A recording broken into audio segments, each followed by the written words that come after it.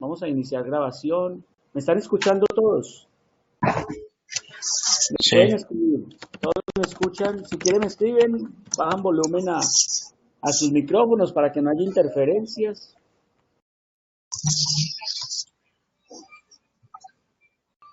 Listo. Van 9 usuarios, van 8.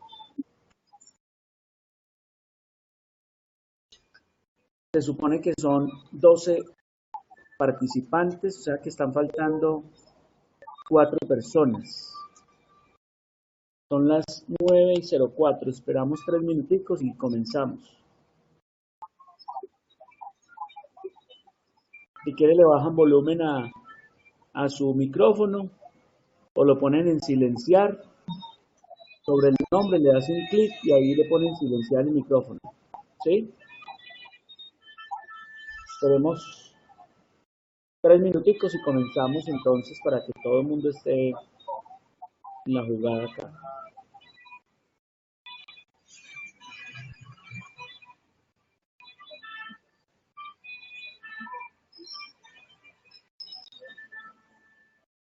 Faltan 3 personas.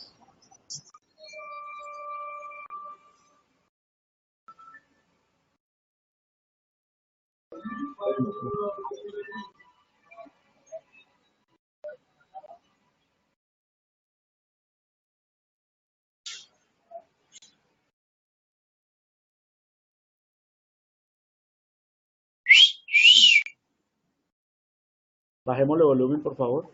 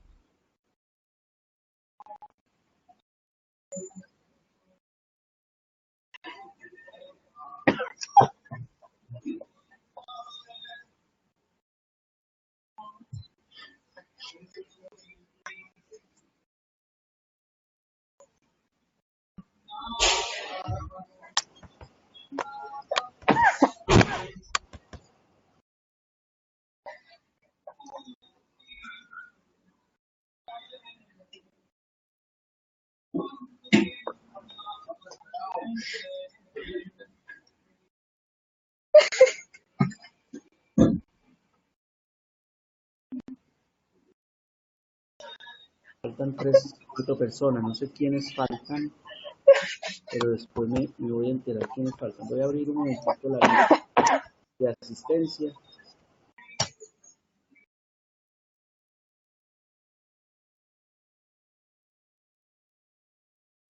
Un momentito.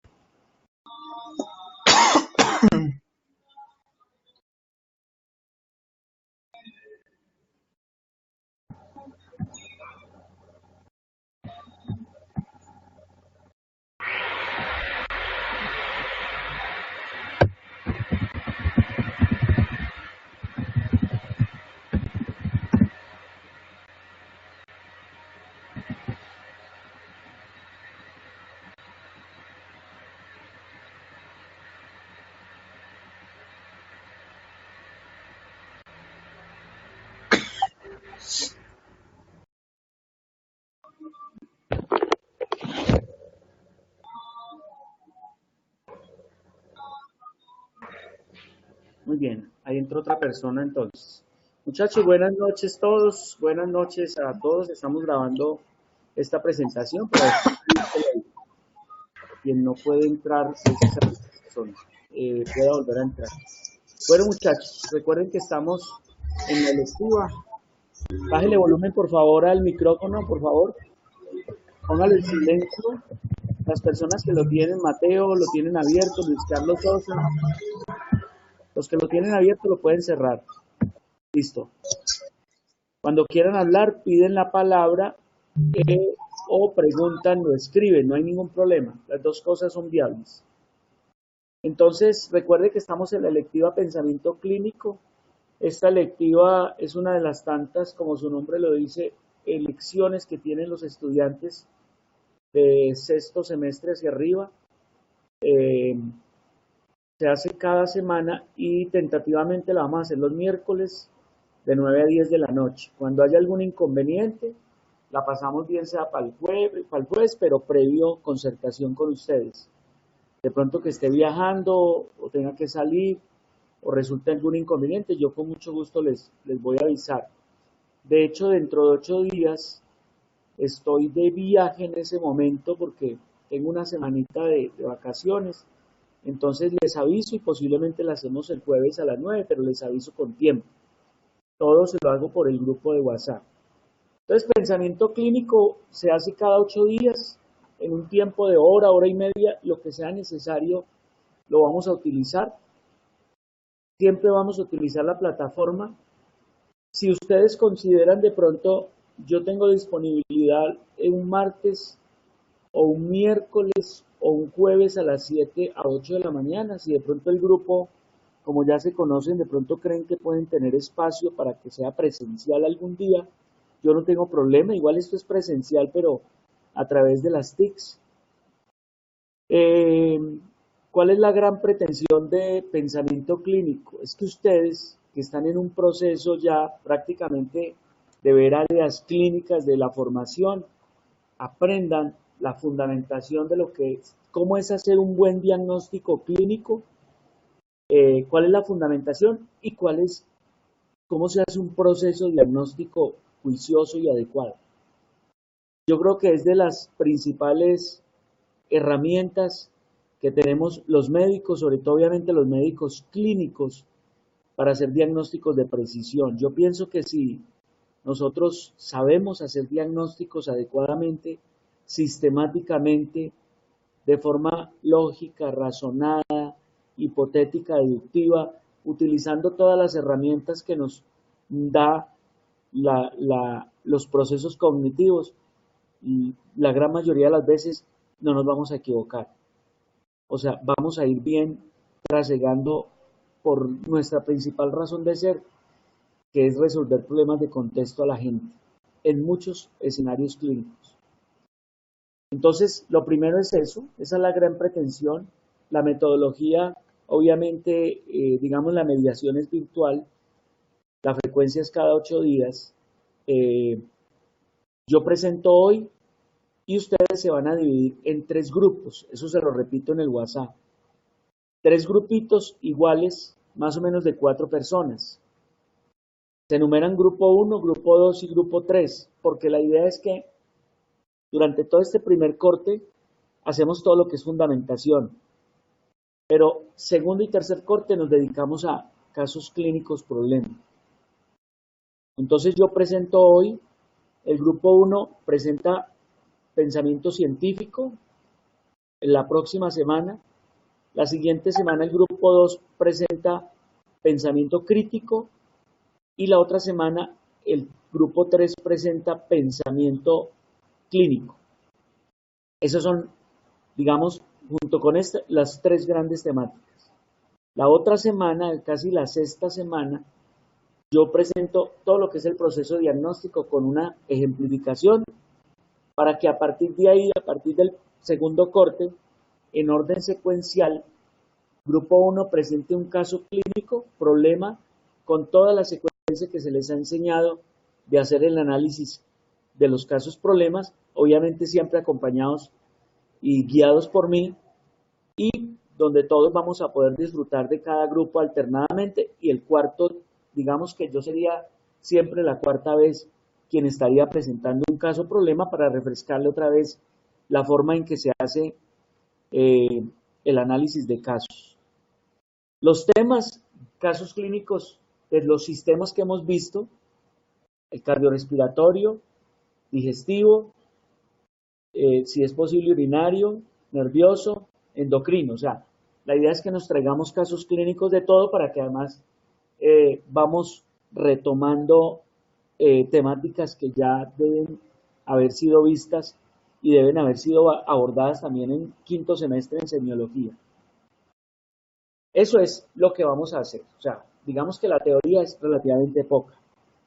Fundamentación primer corte y ya. ¿A ustedes les interesará la evaluación? Mire, lo primero que les voy a pedir es que estén acá. Si se inscribieron, tienen que estar acá.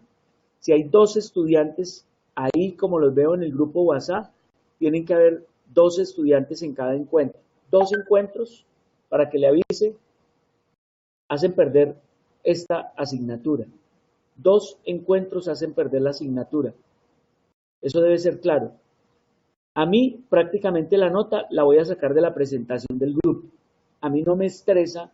Si ven, yo puse ahí que se hacen una presentación, un quiz y una evaluación, prácticamente la nota sale de la asistencia y de la presentación y la participación y la actitud que el grupo muestra.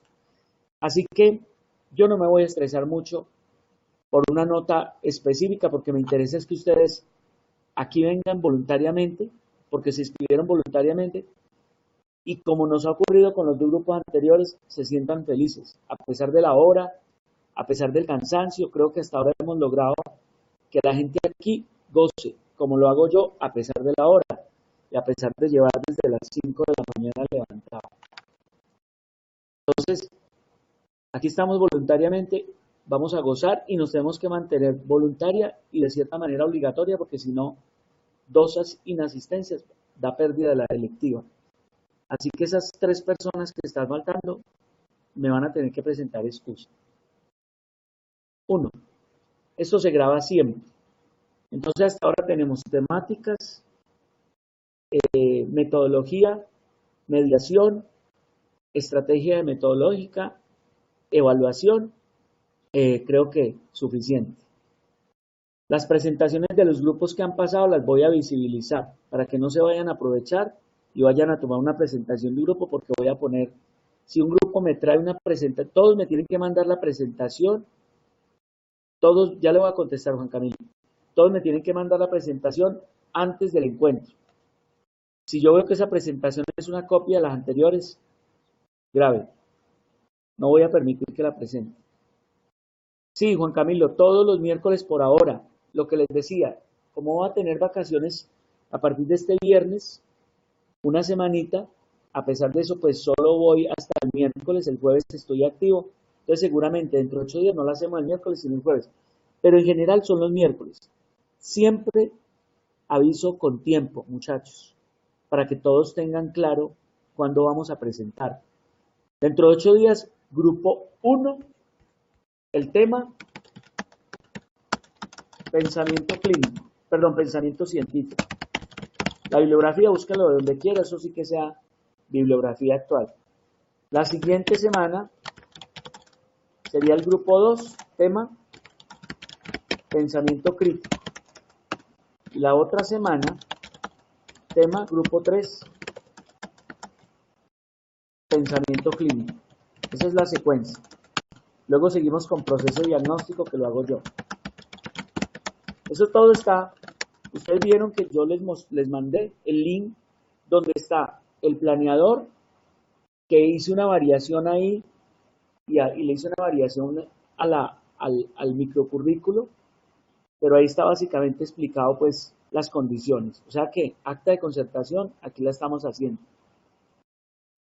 Si la calidad de mi internet, sí, lo ideal es que reinicie, Luis Carlos. Acuérdense que todo esto, cada uno debe responder, obviamente debe tener plan A, plan B. Deben tener un buen internet, muchachos. Recuerden que para que la virtualidad funcione tiene que haber una buena conexión. Estamos en una plataforma que se llama Renata, la plataforma más grande que tiene Colombia y pertenece a la gran red que se llama Red Clara de Latinoamérica y mundial. Ojalá algún día la universidad quiera Renata, muchachos. Los grupos ustedes mismos lo eligen. Ustedes deben tener, coordine a alguien y arme los grupos. ¿Sí? Me mandan mañana la lista. ¿Listo? Y son grupos de 4 personas. Grupo 1, ustedes mismos se enumeran. ¿Sí? O sea que quien primero se conforme pone el grupo 1, luego el otro grupo 2 y grupo 3. ¿Listo? Entonces, Juan Camilo, ustedes encárguense de eso. No tengo problema. Vanessa ya dice que es grupo 2, Juan Camilo es grupo 3, o sea que otro es grupo 1 y encabeza. No tengo problema. ¿Listo? Bueno, creo que las condiciones están dadas para que comencemos, para que veamos un poquito de lo que es la fundamentación de una historia clínica, ojalá abordada multidimensionalmente, y al final lo que es la estrategia para hacer un diagnóstico. Pregunto, ¿todos estamos claros con la explicación que he dado hasta ahora de cómo va a ser esta lectiva? Si quieren contesten sí o no, y si quieren preguntar, me dicen.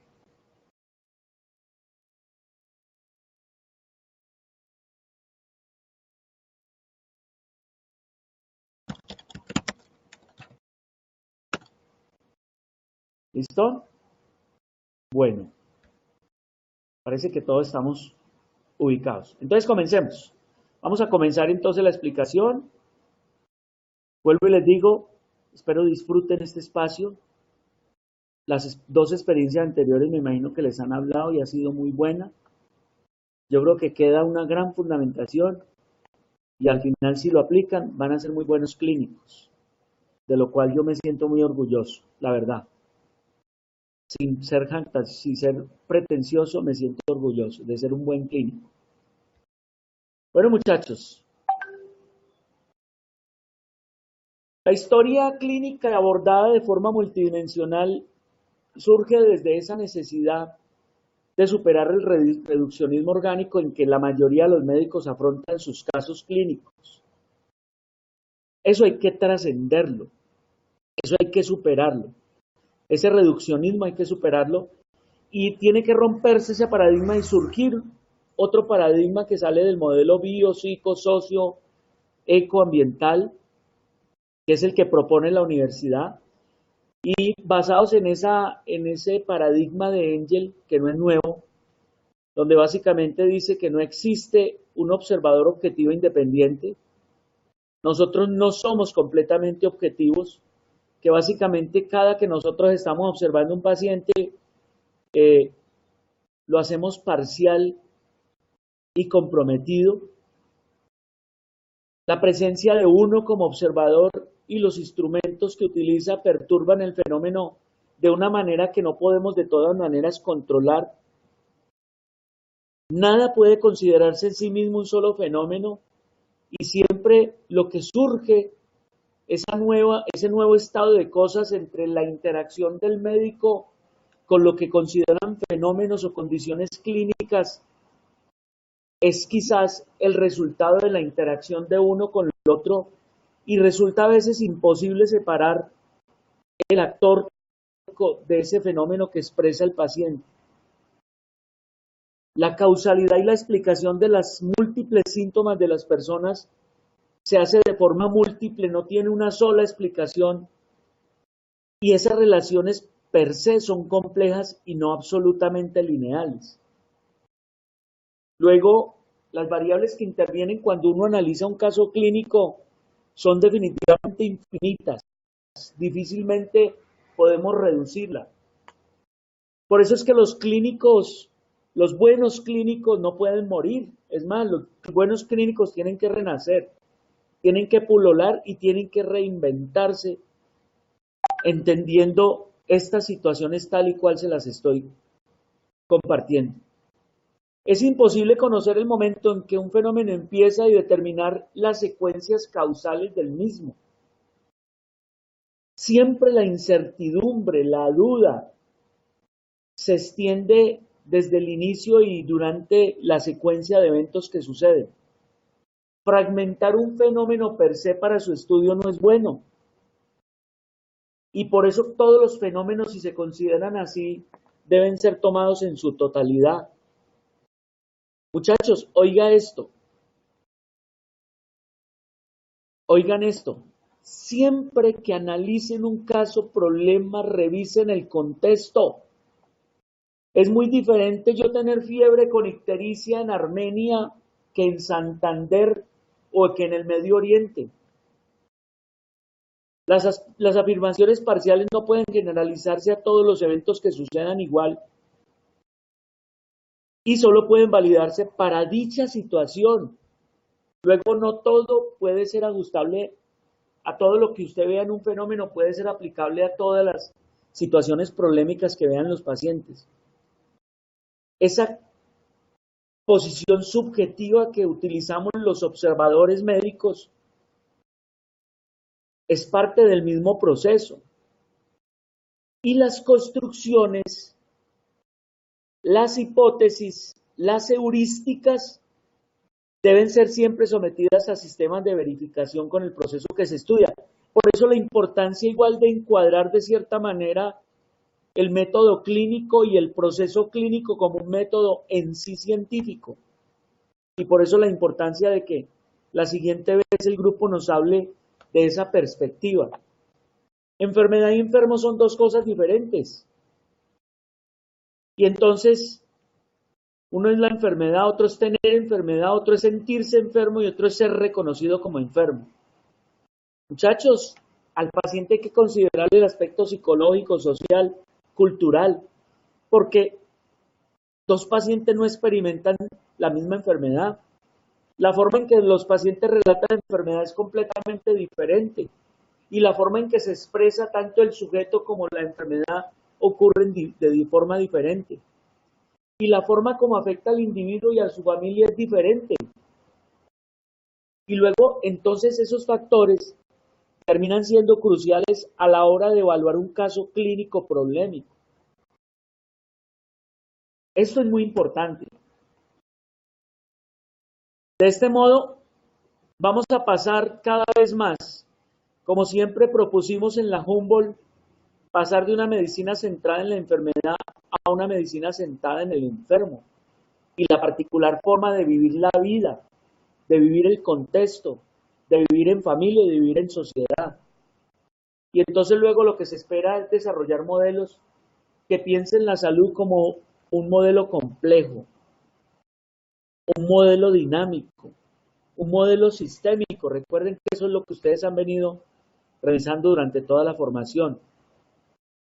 Y ese trabajo de esa historia y ese enfoque multidimensional implican concebir al paciente como un sistema abierto que interactúa con el entorno, concebir la salud como un equilibrio frágil, dinámica, críticamente autoorganizado, en una interacción permanente del individuo con su contexto mediato e inmediato, y concebir la enfermedad como un suceso que emerge y se configura con interacciones y en múltiples dimensiones que no solo se reducen a lo puramente orgánico. Concebir el cuerpo y la mente como dimensiones que interactúan y entonces no podemos llegar a esa ruptura de considerar el cuerpo por un lado y el alma por un lado, sino que son dos entes que completamente se están interactuando. De acuerdo a eso, entonces, vamos a visualizar en cada paciente una dimensión orgánica, porque le tenemos que analizar qué está pasando en lo molecular, en lo celular, en lo tisular. Una dimensión individual que incluye esas interacciones emocionales, conceptuales, perceptuales. Una dimensión que combina contextos inmediatos, familia, trabajo, vivienda. Y una dimensión que combina contextos inmediatos que son las que amplían el rango de visión digamos, del individuo dentro de un entorno que son en sociedad, economía, cultura, institucionalidad. Y entonces, de acuerdo a eso, vamos a poder hacer impresiones diagnósticas de las patologías, como vamos a explicarles después en el proceso diagnóstico, donde llegamos a hacer diagnósticos sindromáticos, topográficos, fisiopatológicos, etiológicos y diagnósticos diferenciales. Y vamos a poder saber, aunque no vamos a llegar acá, porque la gran pretensión, si bien es abordar la enfermedad sistémica y complejamente, no vamos a hacer tanto análisis del contexto por ahora, porque digamos que,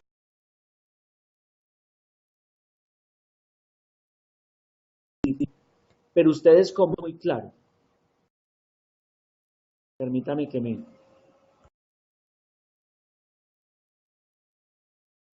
Muy bien. Vamos a tener la posibilidad entonces en esa apuesta de revisar la capacidad de amortiguamiento y de autoorganización que las personas tienen. Y vamos a poder explicar qué recursos moviliza, eso lo vieron ustedes en historia multidimensional, qué capacidad creativa e inventiva tiene el paciente y cómo se puede potenciar, y qué capacidad de cambio y resiliencia tiene el paciente frente a la enfermedad. Con esto vamos a poder diagnosticar situaciones, problemas y al final vamos a poder hacer intervención. Muchachos, y entonces, ¿en qué amparamos cuáles son los fundamentos del diagnóstico clínico? Cuando nosotros reconocemos un enfermo, ojo, en el enfermo reconocemos la enfermedad, reconocemos un síndrome, que yo creo que es la mejor manera de afrontar en principio para hacer diagnósticos de precisión. Es una apuesta por tratar de agrupar signos y síntomas en grandes síndromes que nos lleven a diagnósticos diferenciales y luego nos lleven a pedir para clínicos para poder hacer aproximaciones diagnósticas de precisión. Y tenemos que reconocer la situación de contexto. ¿Dónde está el paciente? ¿En qué ambiente está el paciente? Y un médico o un estudiante de avanzada como ustedes debe reconocer las interpretaciones y manifestaciones clínicas de los pacientes. Deben tener las enfermedades y su epidemiología y deben reconocer en el contexto que está, en este caso en el contexto colombiano. Aunque recuerden que en la formación de los médicos actuales y los profesionales actuales hablamos de ciudadanos de la aldea global. Y desde esa perspectiva, ustedes son médicos de mundo, pero se tienen que mover y tienen que hacer aproximaciones de acuerdo al contexto en que están. Y cuando ustedes hacen enfoques diagnósticos, lo hacen teniendo en cuenta 4 grandes estrategias. Apréndanse la que después ustedes, el grupo que revise pensamiento clínico lo va a mostrar. Y reconoce, el primero se llama la estrategia del patrón gestal o la estrategia de la forma. Ese lo hacemos los clínicos que llevamos muchos años viendo pacientes. El segundo es uno que utilizamos todos los días, que es el método algorítmico. El tercero es el método exhaustivo y el cuarto es la propuesta que vamos a hacer, que es el hipotético deductivo. Pero cuando hacemos esto estamos activando procesos cognitivos de orden superior.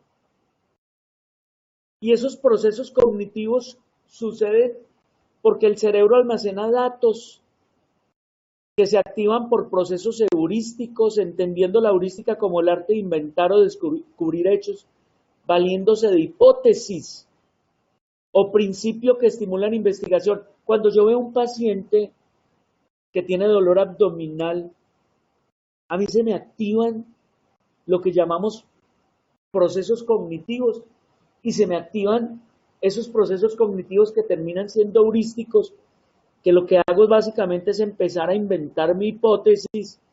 Por ejemplo, que el paciente tiene un dolor abdominal epigástrico, urente, quemante, irradiado a región dorsal, y empiezo a pensar que puede ser una enfermedad acidopéptica o que puede ser un diagnóstico diferencial de una pancreatitis o una colecistitis, pero que esos procesos heurísticos suceden por representatividad, por disponibilidad o probabilidad o por anclaje y ajuste. ¿Qué es eso? Por representatividad es que tanto se parece a la enfermedad que yo conozco. Cuando ustedes han leído mucho, por ejemplo, la apendicitis aguda, han visto pacientes con apendicitis aguda, pues obviamente cuando ven un siguiente paciente con dolor abdominal que inicia en epigastrio, que desciende a mesogastrio y luego se va de fosa ilíaca derecha, está utilizando la representatividad. Pero también en la medida en que esos procesos estén muy en la superficie, muy a la mano, sean significativos, nos dan disponibilidad y probabilidad porque son de fácil recordación. Y por eso ver pacientes permanentemente resulta muy positivo. O lo hacemos por anclaje y ajuste. Y es la estimación inicial de la probabilidad que se va repitiendo, algo mismo que lo hacemos cuando utilizamos el método algorítmico.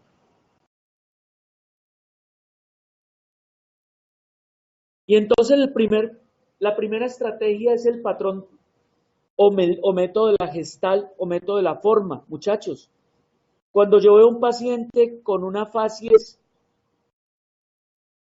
con ojos saltones, con esoftalmos, con escleras brillantes, que lo veo como asustado, que lo veo con temblor, lo veo enflaquecido, sudoroso y pálido, pues a mí lo que llamamos la facies del paciente hipertiroideo, ese método es el que me ayuda a que yo utilice el ojo clínico y que desde el que el paciente está entrando al consultorio, yo ya estoy haciendo diagnóstico de precisión y estoy diciendo, ese paciente tiene un hipertiroidismo o una enfermedad de graves Basedow.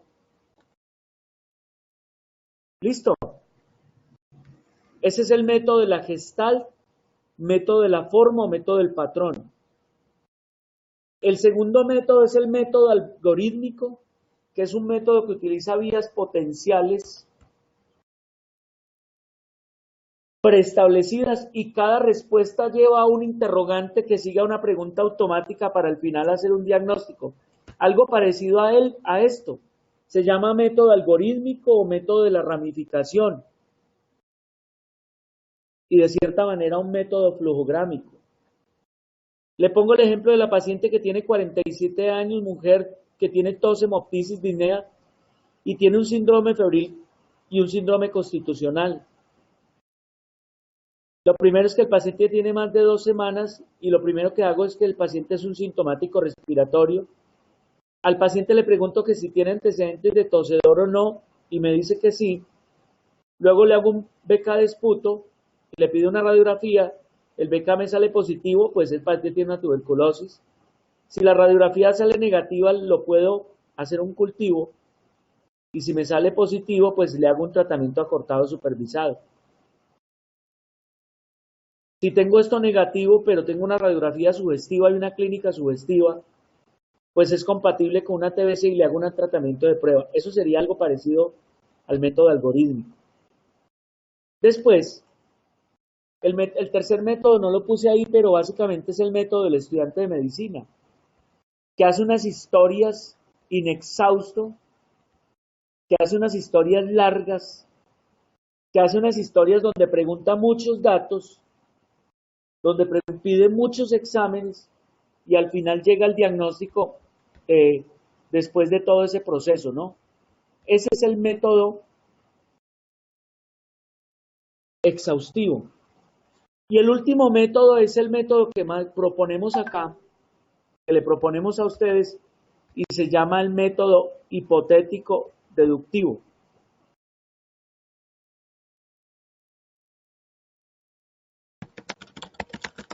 Disculpe, pero me está hablando Fabián Andrés Silva, que está con problemas,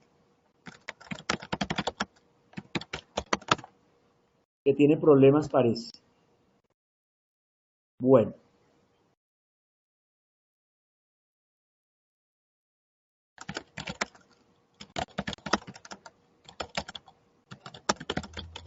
Muy bien, ya le contesté a Fabián.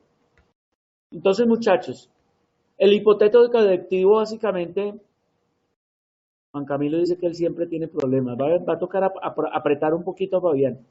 Yo me encargo de apretar. Datos iniciales con una lista breve de diagnósticos presuntivos, conductas adicionales. Luego llega el examen físico, se hace una solicitud de laboratorios para disminuir la lista y así luego llegar al diagnóstico. Eso es lo que vamos a proponer acto seguido. Entonces, lo que voy a proponer aquí es lo que vamos a empezar a partir de la sexta semana, que yo se los voy a hacer con un caso demostrativo, para que ustedes acto seguido como grupo hagan cosas parecidas, pero las compartimos en grupo. primero es que ustedes van a construir una historia clínica que yo ya se las voy a mostrar.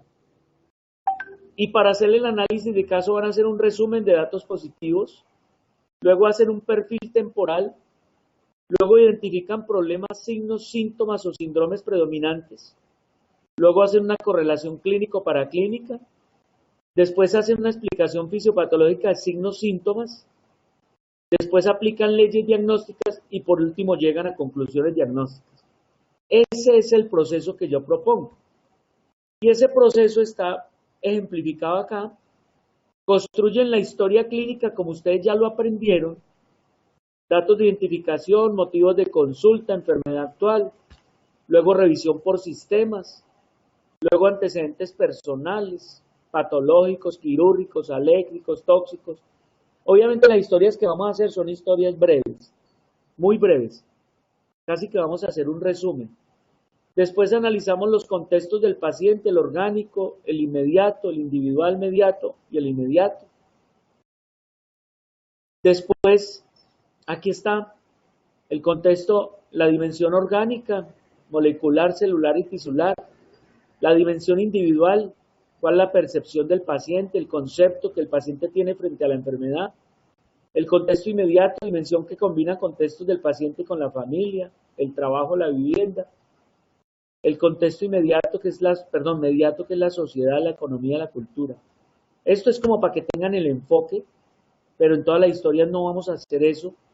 Después antecedentes familiares, hacemos un Apgar familiar, un familiograma. El examen físico siguiendo la lógica de una historia clínica. Vuelvo lo mismo, esto debe ser resumido.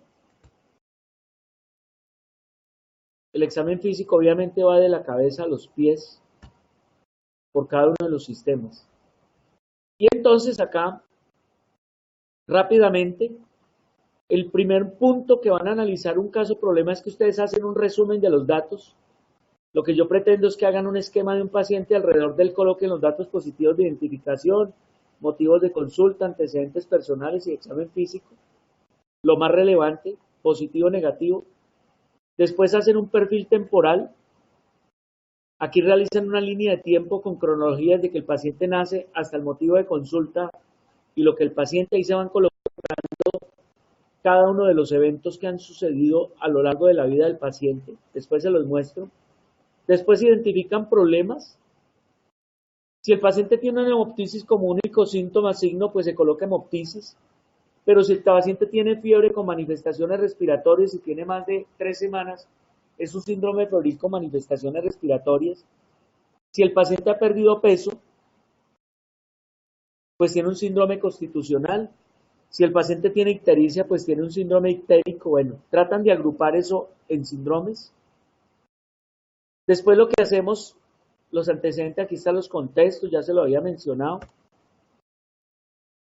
Después hacemos una correlación clínico-paraclínica, es decir, cuáles son los paraclínicos que de acuerdo a los síndromes, síntomas que ustedes han identificado aquí, en estos problemas, perdón, aquí me faltó, colocamos una serie de diagnósticos diferenciales de acuerdo a esos síndromes. Después la correlación clínico-paraclínica, hacemos una explicación fisiopatológica de los signos, síntomas. ¿Qué quiero yo acá que hagan? Ustedes toman, por ejemplo, el síndrome, toman seguramente la patología que está afectando al paciente y colocan el proceso fisiológico que más está comprometido para que de alguna manera expliquen la fisiopatología del signo síntoma que el paciente presenta. Eso es lo que quiero que hagan ahí. Después aplicamos las leyes diagnósticas. ¿Cuáles son las leyes diagnósticas? La primera, la ley de la información más completa. Es decir, entre más datos tengamos del paciente, seguramente más aproximaciones podemos hacer. La ley de la mejor información aplica en varios aspectos. En la selección del sujeto que interrogamos. No necesariamente el paciente, sino por ejemplo un familiar. La ley de lo más frecuente es de las leyes que más utilizamos todos los días. Cuando yo tengo un paciente con dolor torácico, lo primero que se me ocurre de lo más frecuente no es el síndrome coronario agudo, si es lo más prioritario, pero lo más frecuente es que de pronto sea un síndrome de Tietz. Cuando vemos un paciente con un sintomático respiratorio, lo primero que debemos pensar es una tuberculosis o una sinusitis. No debemos pensar en una proteinosis alveolar que es exótica. La ley de Agatha Christie. Muchachos, nosotros cuando estamos escudriñando un paciente, hacemos las veces de lo que describen en esa novela policial y en otra que me recuerda a Sherlock Holmes, a Sir Arthur Conan Doyle. ¿Sí?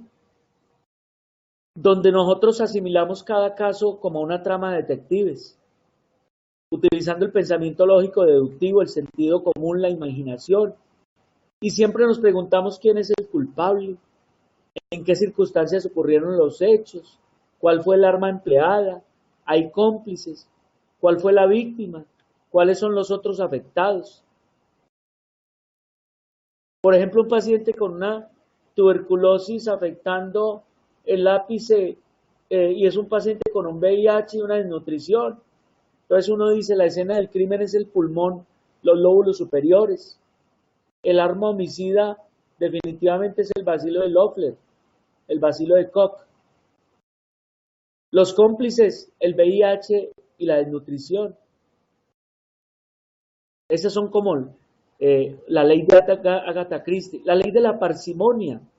Básicamente la ley de la parsimonia dice que cuando en un mismo paciente ocurren varios síntomas que parecieran varios sistemas comprometidos, lo primero que uno debe pensar es que hay una enfermedad que explique toda la sintomatología. Ahí pongo el caso del paciente con un síndrome febril, un síndrome anémico, que tiene soplos, que tiene poliartralgias, que tiene eritema malar, que tiene poliadenopatías, que tiene policerositis, que tiene anemia hemolítica. Pues uno lo que debe pensar es que de pronto haya algo que explique todo eso y podría ser un lupus eritematoso sistémico. Y la otra ley es la ley de la prioridad. Y es que usted siempre debe pensar en descartar lo más grave que puede comprometer la vida o la funcionalidad del paciente. Me explico otra vez. Paciente con dolor abdominal, descarte primero una causa quirúrgica, descarte primero una causa quirúrgica, sí, y después una causa médica.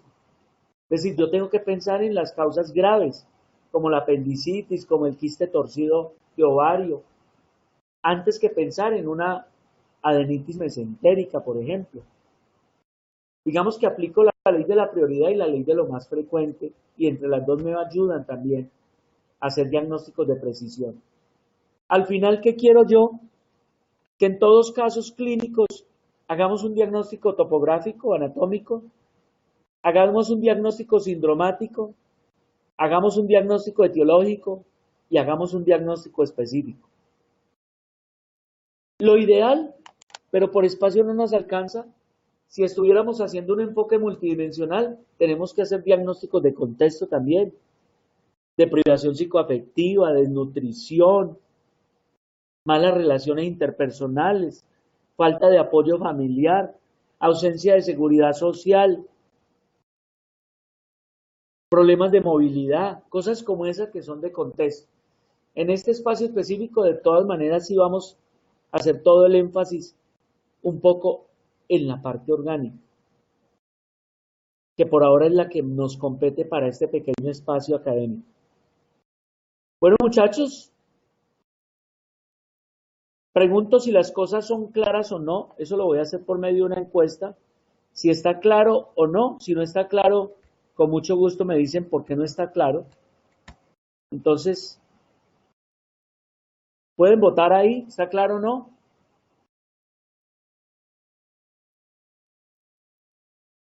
¿Listo? Valentina, falta por votar. Listo.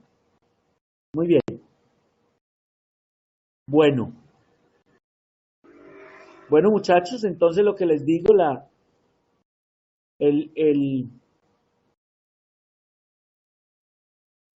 aquí están, casi que esto, aquí está implícita el acta de concertación, las condiciones en que vamos a trabajar. Aspiramos, vuelvo y les digo, que disfrutemos de este espacio, que compartamos este espacio, que nutramos este espacio en la medida en que ustedes traigan cosas, pues nos va a ir mucho mejor. El libro, no muchachos, yo les dejo abierto eso. Yo les dejo abierto, de pronto para el proceso diagnóstico, yo les coloqué ahí en el planeador, creo, el libro de el proceso diagnóstico del doctor Arnold Chacón. Ese libro es muy bueno, ese libro está en internet, lo pueden bajar. Yo tenía la copia y yo no sé, me la robaron, no sé qué pasó. El grupo pasado creo que alguien la adquirió, por si le pueden sacar copia, por lo menos para el proceso diagnóstico, porque para lo otro, encontrar pensamiento científico, pensamiento crítico y pensamiento clínico, eso hay mucho en la literatura. Hagan la búsqueda, acuérdense que el grupo 1 es pensamiento científico, características más importantes de él. El grupo 2, pensamiento crítico, ¿cierto? Y grupo 3, pensamiento clínico. Y el doctor Duque regresa con proceso diagnóstico. Y aquí ya revisamos una parte de eso. Las exposiciones son claras. El grupo 1 es próxima semana, ¿sí? El grupo 2 la siguiente semana.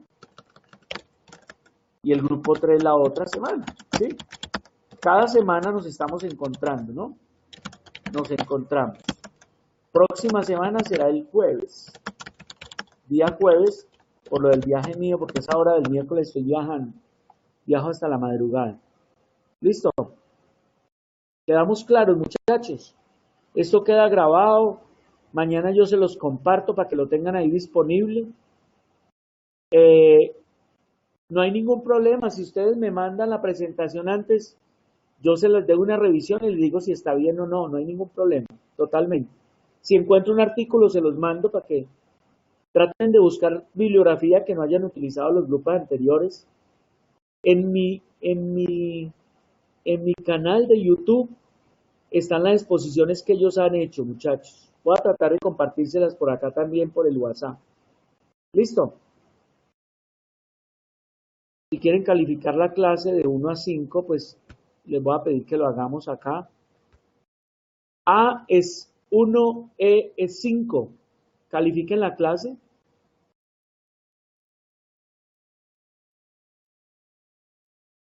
Muy bien. Bueno, aparentemente todos están como muy contentos, muchachos. Yo espero que estemos así siempre. Si necesitamos más tiempo, bienvenido. Si tienen que buscarme, bienvenido. Si me tienen que hablar, ustedes saben que no tengo restricciones. Ahí tienen el grupo para hablarme. Y siempre estoy presto, muchachos, para cualquier necesidad que tengan. Bueno, muchas gracias. Buenas noches. Vean, estamos demorando menos de una hora, pero yo creo que es suficiente para el momento. ¿Listo? Feliz noche a todos.